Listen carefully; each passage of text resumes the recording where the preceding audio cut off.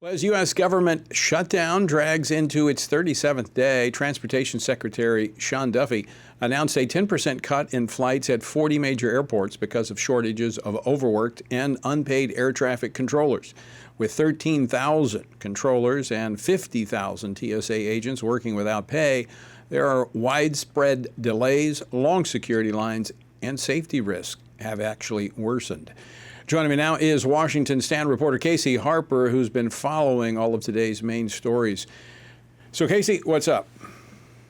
Well, Tony, it's pretty big impact we're seeing from the shutdown. The FAA reductions could affect up to 1,800 flights and 268,000 airline seats. And of course, that's just in time for the holidays.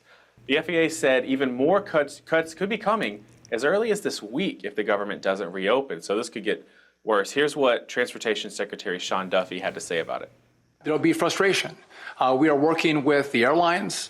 They're going to work with passengers. But in the end, our sole role is to make sure that we keep this airspace as safe as possible. Now, Tony, Duffy did say that those cuts could be reversed quickly if Democrats agree to reopen the government. Well, I'm wondering my flights may be in that mixture, so we'll have to wait and see. You know, Casey, some were thinking, myself included, that this week's election results could possibly provide Senate Democrats with that off-ramp that could end the shutdown. But the election results seems to have had a mixed effect. Some Democrats want to take the off-ramp, while others appear emboldened by the results and want to continue their joyride. Yeah, that's a good assessment, I would say, Tony. Progressive Democrats, they're celebrating Tuesday's elections naturally, but they're also considering it a green light to keep the shutdown going.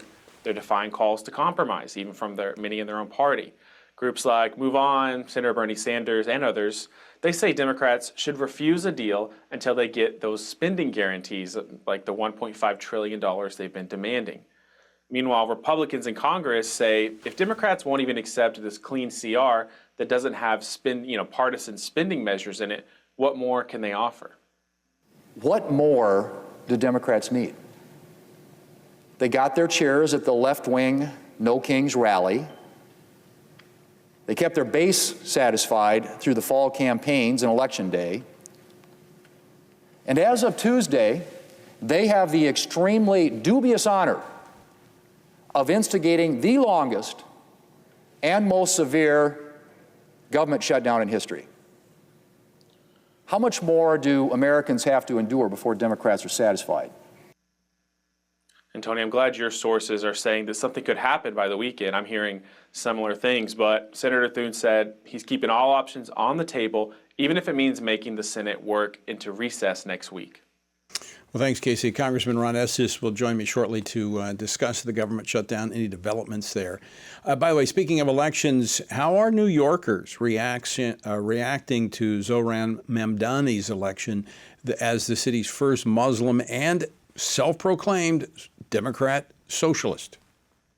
Yeah, Tony. Well, New York City's Jewish Fire Commissioner Robert Tucker, he actually announced he's going to step down next month, just 2 weeks before Zohran Mamdani, the mayor-elect, assumes office on January 1st.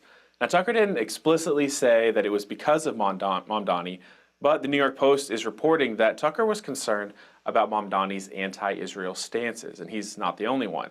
Mamdani's election sparked a lot of concern among Jewish groups. For instance, the Anti-Defamation League, they actually launched a Mamdani monitor, just making Mamdani harder to say, I think. But it's a tip line to track policies and appointments that threaten Jewish safety, a really serious issue.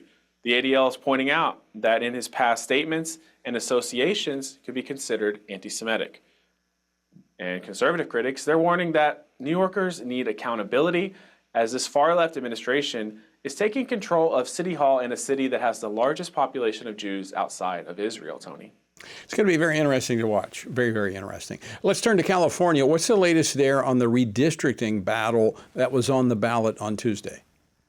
Yeah, well, California Republicans are suing to block a new congressional map that was approved by voters under Proposition 15. So this redistricting measure was brought by Governor Gavin Newsom, and it redraws districts for the upcoming elections, 2026, 28, and 2030. Democrats say, hey, we need this to counter what President Trump and Republicans in Texas are doing with their redistricting. But the California lawsuit claims that this new map was drawn on racial lines, to favor Hispanic voters, which violates the 14th and 15th Amendments. Republicans also argue it's designed to give Democrats an unfair advantage in up to 5 crucial House seats while leaving black-majority Democrat districts untouched, Tony. Again, another development we'll be watching very, very closely. Right. All right, thanks so much, Casey. And by the way, nice haircut. Thanks, Tony.